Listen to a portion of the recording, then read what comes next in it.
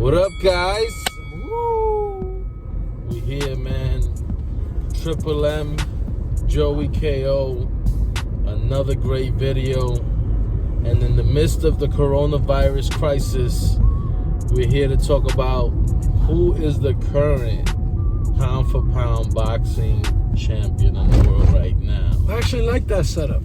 All operations are shut down, so we should be able to figure out the pecking order in boxing right now, right?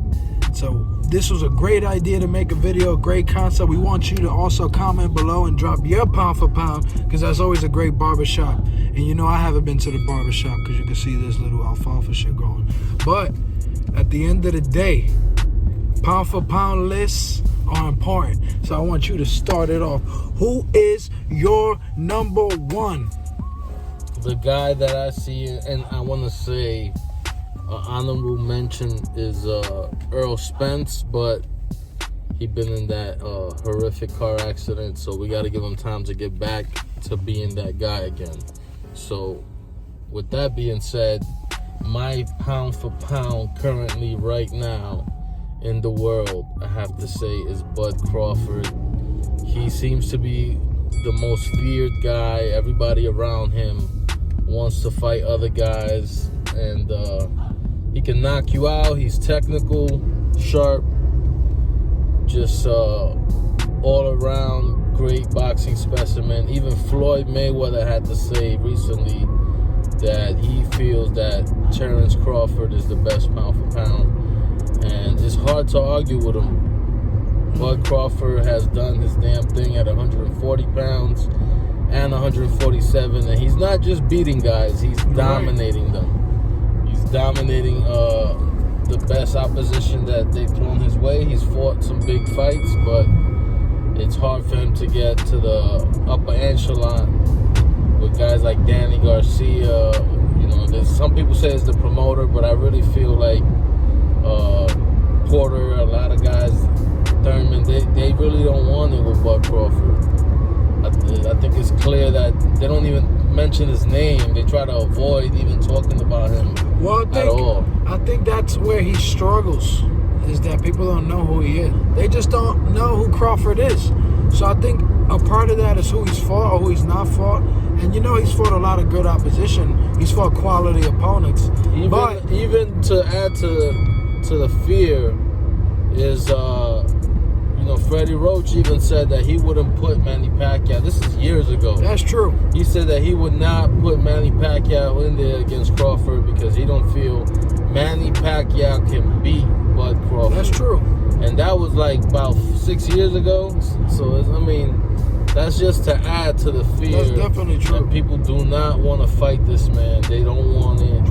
But could you argue that Lomachenko is ahead of Terence Crawford? He's taking more risks. He's gone up weight classes. So is Terence Crawford. But I think Lomachenko's a good mention as well. And he's fought the toughest of his opposition.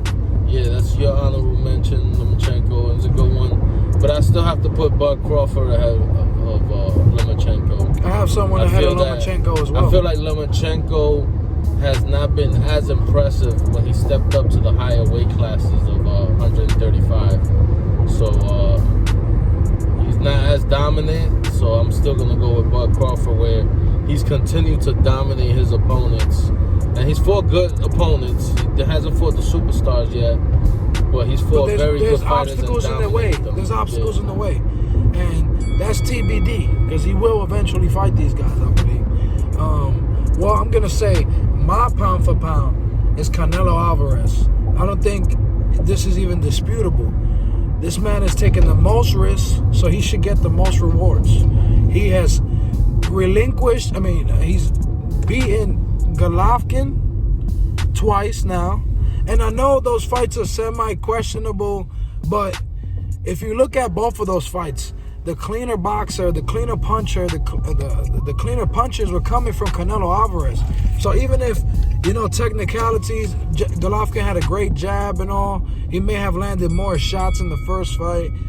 He landed a lot of jabs throughout both fights. I just feel like Canelo proved to be the better fighter between the two. And they're eventually going to fight a third time.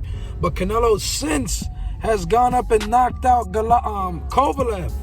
And he's gonna fight Joe Saunders. He's gonna fight Billy Joe Saunders. When it comes to names, you can't doubt Canelo has beaten a who's who. A who's he who. Definitely has a long He's the list. definition of who's who. So what pound for pound means? That weight class doesn't matter. That the opponents don't matter. He'll fight you any division, anytime. Yeah, man, this guy is truly an old school boxer. He fought Laura. He fought the best and beat them. He fought the best. And lost to Floyd. That's his only blemish of his career. And the only reason why I would put Crawford ahead of Canelo is simply because Canelo has had a lot of close fights. But he's had better opposition. You can't hold that against him because he's fighting not only against the best, but he's also beaten bigger men, guys that are naturally bigger. And I don't think Canelo's taking a lot of damage. Let's keep it 100. Canelo don't take a lot of damage. I thought Terence Crawford got hurt his last fight, right?